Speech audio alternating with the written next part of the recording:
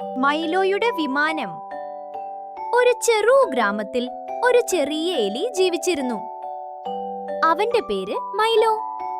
എല്ലാ രാത്രിയും മൈലോ വീടിന് മുകളിലേക്ക് കയറും. എന്നിട്ട് ചന്ദ്രനെ നോക്കിയിരിക്കും. അവൻ പറഞ്ഞു, ഒരു ദിവസം ഞാൻ ചന്ദ്രനെ തൊടും.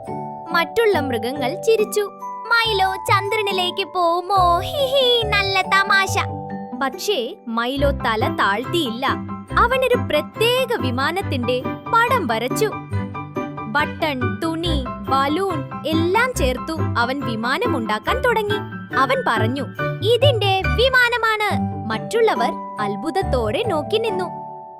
മൈലോ വിമാനത്തിലേക്ക് കയറി. 3, 2, 1. ഹായ്! അവൻ ആകാശത്തിലേക്ക് പറന്നു. ചന്ദ്രനിൽ പോയില്ല, പക്ഷെ മേഘങ്ങൾക്കിടയിൽ പറന്നു. ഒരു നക്ഷത്രം ഒന്ന് തിളങ്ങി. മൈലോ താഴേക്ക് വന്നപ്പോൾ എല്ലാവരും കൈയടിച്ചു. ബെല്ലബെന്നി അവനെ കെട്ടിപ്പിടിച്ചു. ടില്ലിയാമ സന്തോഷത്തോടെ ചിരിച്ചു.